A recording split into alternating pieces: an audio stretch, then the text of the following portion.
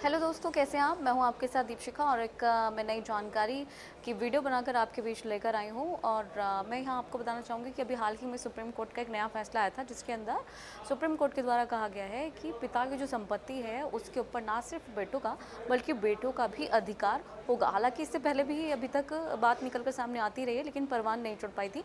लेकिन अब supreme court ने पूरी तरीके से आदेश दे दिए हैं कि अगर किसी व्यक्ति की मृत्यु हो जाती है और तो उसका उत्तराधिकार जो है उसकी बेटी भी हो सकती है। पहले इसको समझने की कोशिश करेंगे कि किन तीन वजह से ये जो कानून है वो लागू किया गया है। कोई भी जब व्यक्ति की डेथ होती है, पिता की डेथ होती है, तो उसके बाद जो उसकी संपत्ति है उसके घर वालों को आपस में बढ़ जाती है। किस बेस पर बढ़ती है, वो तीन कैटेगरी यहाँ पर रखी गई हैं। उन तीन कैटेगरी के बारे में मैं आपको बता देती हूँ। एक तो है सहभागिता यानी कि कोपार्सनरी, दूसरा है उत्तरजीविता यानी कि सर्वाइवरशिप, और तीसरा है उत्तराधिकार यानी कि इनहेरिटेंस। तो तीन बेसिस पर, तीन कैटेगरी के अंदर ये जो संपत्ति है वो वितरित होती है। तो किस कैटेगरी में किसको जो है संपत्ति मिलती है वो मैं अब आपको सिलसिलेवार तरीके से बता देती हूँ। सबसे पहले मैं बात करूँगी उत्तरजीविता की, जिसमें इसे अगर हिंदी में कहें तो मिताक्षरा कानून कहा जाता है। उत्तरजीविता की अवधारणा का उल्लेख इसमें किया गया है और इसमें ये कहा गया है कि जो वारिस जो होगा उस व्यक्ति का, वो ही वंश को बढ़ाएगा। तो पहले वारिस जो उसका पुत्र हुआ करता था, लेकिन अब कानून ने कहा है कि जो वारिस है वो पुत्री भी है, वो एक पुत्री भी पिता का वंश जो है वो आगे बढ़ाती है। और इसी के बेसिस पे जो नया कानून है वो आया है।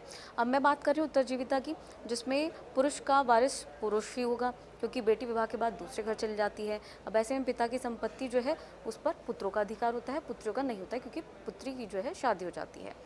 अब दूसरा नियम ये है कि मृतक की संपत्ति पर उसके नीचे की जो तीन पुश्तें हैं उसमें बंटवारा होगा, यानी कि पिता का जो पुत्र है और उसका जो बेटा है, इनमें से कोई एक भी नहीं होता है, तो जो दो बाकी के बचेंगे उनमें बढ़ जाएगी। तो ये तो मैंने आपको बता दिया उत्तरजीविता। दूसरी कैटेगरी है उत्तराधिकार, जिसमें चाहे वो पुत्र हो या फिर पुत्री हो, उनके बीच में बटेगा। 2005 में हिंदू उत्तराधिकार कानून संशोधन किया गया था और इस अवधारणा को लागू किया गया था कि अगर पिता की मृत्यु हो जाती है तो उसके बाद उसके पुत्र या पुत्री में ये संपत्ति बढ़ जाएगी। तीसरी कैटेगरी है जो कि मैं आपको बताना चाहूँगी।